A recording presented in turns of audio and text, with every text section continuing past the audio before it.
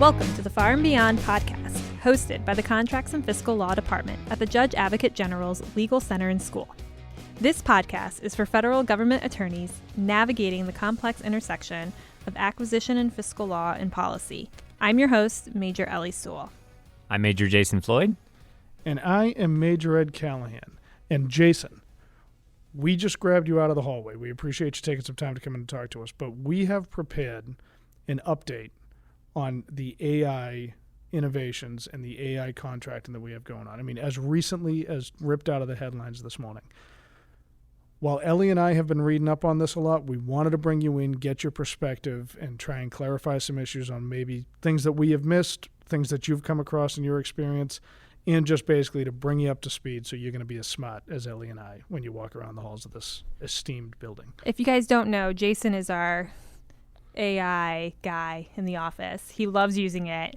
So when we ever have a question on how to use it, we go to him. So this will be good to see his take on some of these policy shifts and some of the new things that have been happening lately. And what he can do without AI giving him all the answers. That's what I really want to check on this one.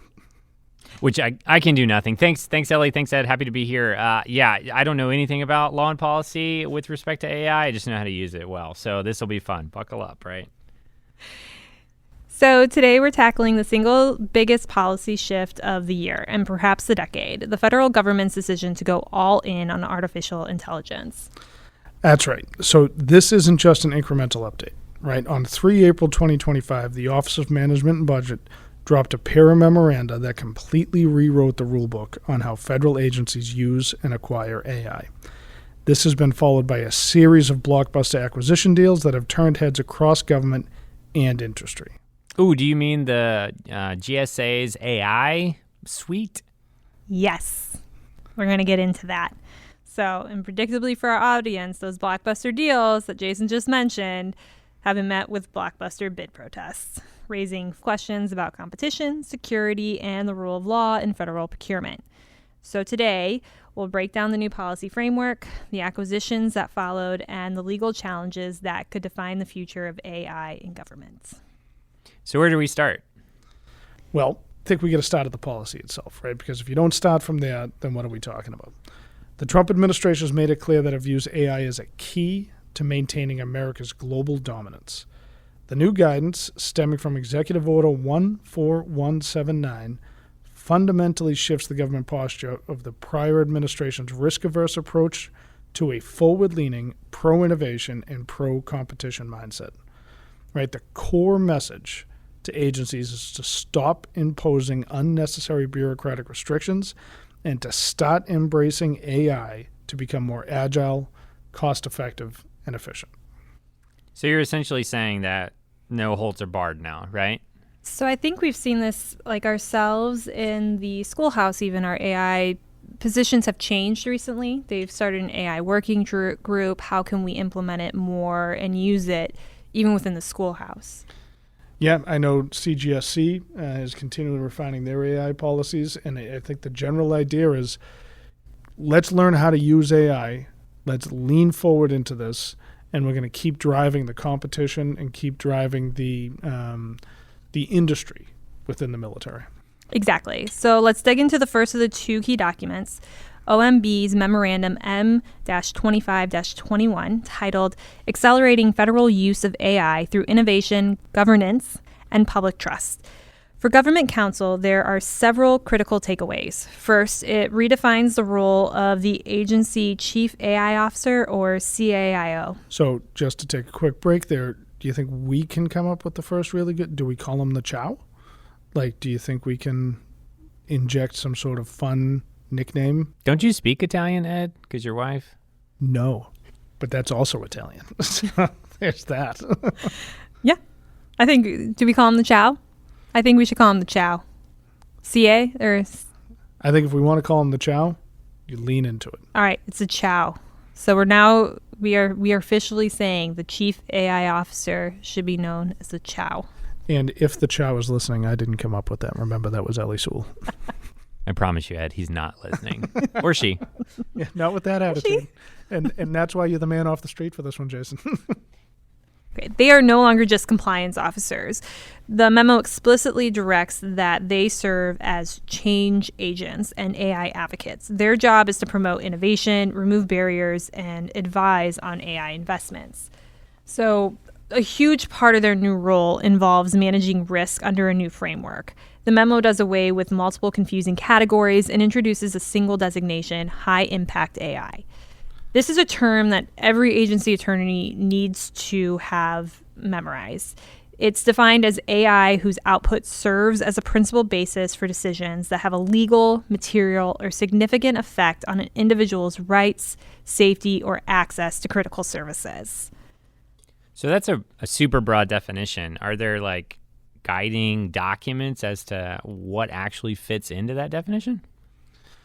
Yeah, so the appendix in the memo actually has a breakdown of some examples, right? So we're looking at use in healthcare, if it's for patient diagnosis and treatment.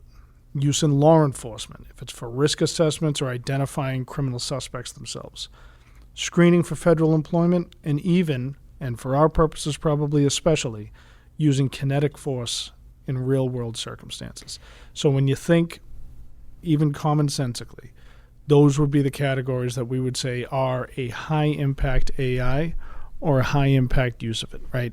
That's taking decision authority out of the terminal user, as in the doctor, as in the commander, as in the police officer on the ground. And it makes sense. I mean, these are the times when, human judgment, that's when we're supposed to be using it. They don't want to take that aspect away and just make everything numbers. So it kind of makes sense that those would be considered like high impact. And we're talking about people's safety, their lives, some kind of right that would be taken away criminally. Okay, so I get the definition, high impact AI, but like, what does that trigger? What does that do for us?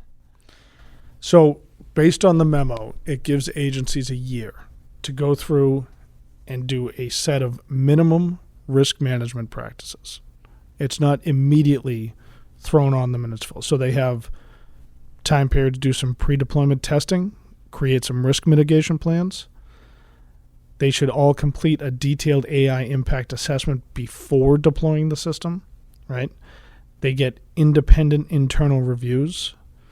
They should conduct ongoing monitoring for performance issues and adverse impacts. And critically for due process here, agencies must ensure that individuals affected by AI-enabled decisions have access to timely human review and a chance to appeal. So your fate's not left entirely in the AI decision process. Exactly. And again, it just goes back to that you still want that human judgment to come in. That's what makes us unique. And so we still want that in some of these decision processes. So when I get non-select for promotion, like I can still appeal. Cool. Yeah, it's definitely not because of this podcast. It's also worth noting there's a waiver provision. Chow, the chief AI officer, can waive one or more of those requirements if they determine it would increase risk or impede a critical agency operation. But that waiver isn't a free pass. It must be documented, justified, tracked centrally, certified annually by the Chow, and publicly reported. That's a high bar, and it creates a clear paper trail. Okay, I think I get it. Is that the only piece of guidance we have so far that came out this year? No, so that one obviously focuses on the use. That's what we've been talking about. But let's not forget that we are a contract and fiscal law podcast, right? So we got to talk about M2522, and that affects the buy policy, right? So the stated goals there are to help agencies require the best-in-class AI quickly, competitively, and responsibly. It emphasizes fostering a competitive American AI marketplace, safeguarding taxpayer money, and promoting collaboration between acquisition, legal, IT, and program offices. So for our listeners in the acquisition world, M25-22 hits on some core legal and contractual issues. So it's directing agencies to maximize the use of AI products and services developed and produced in the United States. Very consistent with the Buy American policy, which many of us are familiar with. It also repeatedly warns against the danger of vendor lock-in. I know this is a big concern. So it's urging agencies to use contract terms that ensure data portability and interoperability. And I know that vendor lock-in was a big focus in the memo. We're really trying to avoid just getting stuck with one AI operator, that we can take that information that we put in it, but still have the ability down the road to change to use it with other, software down the road. All right, perfect. Yeah, by American, for American purposes. I love it. Any other issues? And what comes to mind really is, it's been in the news a lot how Gen AI models have been using the data that's input into them to train itself. Are there any concerns with that, or does the OMB memo address that at all? Yeah, so that's not exactly right, though, right? Because what this memo does is it prohibits vendors from using non-public agency data to train their publicly or commercially available AI models, right? It clearly delineates IP rights through these. It tells agencies that for high-impact AI system, their solicitations must inform the vendors of the transparency and documentation required, right? And there's a 270-day deadline for agencies to update their internal acquisition policies. So they have all of those concerns in mind, and they try and address them here in this memo to make sure any solicitation, any vendor bid understands that we're expecting this level of transparency, that their policies are going to reflect these requirements to protect IP and to protect non-publicly available information from being scraped in this data. All right, Ed, Ellie, thanks for sharing the use policy and the buy policy. Are there any instances where we've actually acquired AI? Yes, we have. So with the new aggressive pro-innovation mandate in place, the General Services Administration wasted no time putting into action. So GSA launched what it calls its OneGov strategy, a government-wide approach to modernizing how agencies buy common goods and services, with AI at the top of the list. Okay, but we're probably buying like the bottom of the barrel models, right? We're not doing anything with cutting-edge frontier models. Actually, the GSA just announced a partnership with OpenAI. They announced this back in August, last month. The deal made ChatGPT Enterprise available for every participating federal agency for a nominal fee of $1 for the year. All right. The GSA acting administrator, Michael Regas, said the goal was critical to demonstrating that the U.S. is the world's AI leader. And they didn't just stop there. So they did it a week later. They did it again. GSA announced another OneGov deal, this time with Anthropic, to provide its Claude AI model to all three branches of government, executive, legislative, and judiciary. Again, just $1 per agency. Then, shortly after, another deal was announced with Google to provide access to its Gemini platform for just 47 cents per agency for a year. That must be per user, right? No, it's per agency. Whoa. Yeah. So this is... it's unusual, very unusual. So the government is essentially getting access to the world's most advanced AI platforms for pocket change. So GSA Federal Acquisition Service Commissioner Josh Grunbaum said this was revolutionizing how the government acquires AI, delivering unmatched value and accelerating modernization. And in the news just this morning, there's an arrangement with Meta's open source Llama models, making them more accessible to the federal agencies. The stated benefit here is different. Because the models are open source, agencies can retain full control over their data, build mission-specific solutions, and reduce reliance on closed, proprietary vendors, all at a lower cost to the taxpayer. Oh, this all sounds way too good to be true. What's the catch? Any seasoned government contracts attorney knows if a deal looks too good to be true, it probably is. And that's exactly what the protests are arguing, as there now has been 3. Ouch. Yeah. All right, so I understand that there's currently bid protests or protests against the Google Award, OpenAI Award, and Anthropic Award. But I'll be honest with you, this isn't my field of expertise. So can you guys talk to me a little bit about what you know about it, what they could be protesting, what this would look like? Yes. So Ask Sage has protested the three you just mentioned. Meta, the agreement happened yesterday. So obviously they would need a few days probably to get a protest to go. But I suspect that there might be another protest for that one. But for the other three, the main things that Ask Sage are protesting are the Competition and Contracting Act. So they're saying that this is a possible circumvention of competition requirements by offering a low first-year pricing without any transparency, that in subsequent years, the arrangement is effectively going to preclude any other major competition, that they're doing like a vendor lock-in almost. That's what the goal is for having these low prices for just 1 year. So the other argument they're having is that this contract is possibly violating FAR Part 11, which requires agencies to specify needs in a manner designed to promote full and open competition. But by limiting these agencies to these specific AI providers' models, the contract fails to meet the government's actual requirement for interoperable, flexible AI solutions that can adapt to evolve technological capabilities and security requirements. All right, so I get it at this point. They're concerned about the $1 price basically being a non-competitive bid. Yeah.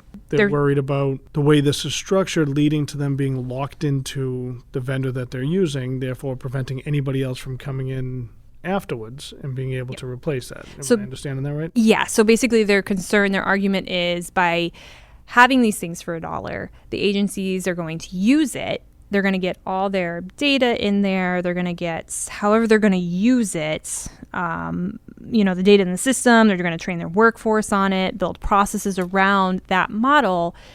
That vendor is then going to be locked in, and then they can raise the prices. But we're not going to do anything about it because we're locked in. We don't want to redo all those initial steps because that costs money and time. And we've seen this in the past with vendor lock-in. And so that's what their argument is that they're trying to buy their way in. That $1 deal for the first year without showing what their prices may be in year 2, 3, or 4 is essentially locking them in. Yeah, I got to tell you, that's not a grounds for protest. No, there's nothing illegal about buy-ins. Right. It happens before. A lot of times companies do it for past performance. They try and buy their way in, go low so they can get a good past performance to get subsequent deals, to get subsequent contracts. Yeah, I just don't see this one being, this is a business decision. This isn't a legal decision.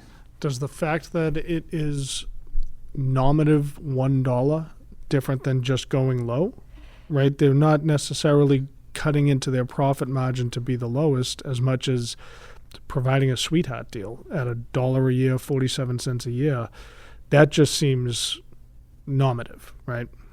So, yeah. So what the protesters are alleging is that this violates FAR Part 12 on commercial item pricing. And because paying $1 for a product worth billions is not customary in the commercial marketplace, that violates it. We're supposed to pay what normal customers would pay for something in the marketplace. And so by paying something that clearly, you pay $20, $30 for ChatGPT as a single user, and they're giving it to an entire agency for $1, they're saying that's in violation of that. We're supposed to pay customary prices. And one of the other things, too, that they're protesting is cybersecurity. They're stating that there's been violations of FAR Part 39, that these vendors have not been authorized under FedRAMP, Cloud Security Program. So, and without the FedRAMP authorization, agencies cannot conduct proper risk assessments. So I think it's OpenAI or Anthropic have come out and said that they are going through the process to be authorized. So I don't know. It'll be interesting to see what comes of that. So the protest is supposed to be, we're supposed to get a result by November 24th. So hopefully we'll get some information on this and everything about this protest, about these three. All right, Ellie, so these sound like decent arguments, at least on their face, right? So what does the government say in response? So they're saying these aren't new awards, that they've actually just simply modifications to existing contracts with Carasoft. Carasoft is the distributor of OpenAI and Anthropic, at least. Basically, if this is just a modification, that Ask Sage actually lacks standing to protest. But the core of the issues still remain. The policy is pushing for speed and innovation, but the protesters argue it's coming at the expense of fair competition, long-term cost savings, and basic security compliance. I'm curious to see what the decision's going to be with GAO, because if we truly can get these models, these AI models, for only $1.47, I think it's really going to change how the federal government views AI and how we use it, because I think it's going to make the access a lot better versus, I feel like sometimes we don't want to pay for something that we're unsure of how to use because we don't know if the cost benefit's going to be there. Yeah, I agree. It would be nice to really jump with both feet into the AI pool. But it sounds like we'll just have to wait and see as to how GAO is going to rule. Does that mean, though, while we are in the wait mode, that we got nothing else going on? No. So the White House came out with the America's AI Action Plan, and it really is the roadmap that they put out where they want us to achieve and maintain unquestioned and unchallenged global technological dominance in AI.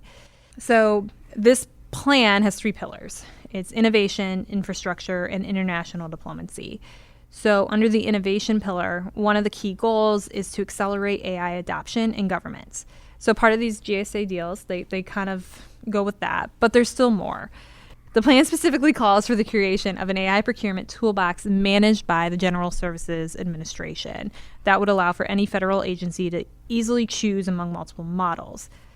That sounds exactly like what GSA is trying to do with these OneGov deals with Anthropic, OpenAI, Meta, and Google.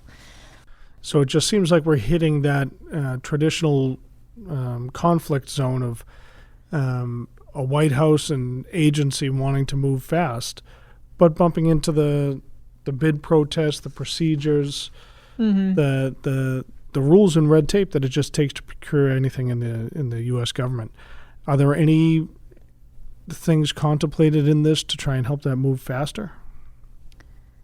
I mean, the companies, for their part, are defending the agreement. So Google spokesperson said that their offers for a complete AI platform and not just a model, and that their platform has protocols to include non-Google models to help avoid vendor lock-in, which is one of the arguments, and that Anthropic spokesperson said that the goal is to remove cost barriers so federal workers can harness advanced AI to better serve the public, which goes directly towards this AI action plan, which is to get these models into the hands of the federal government.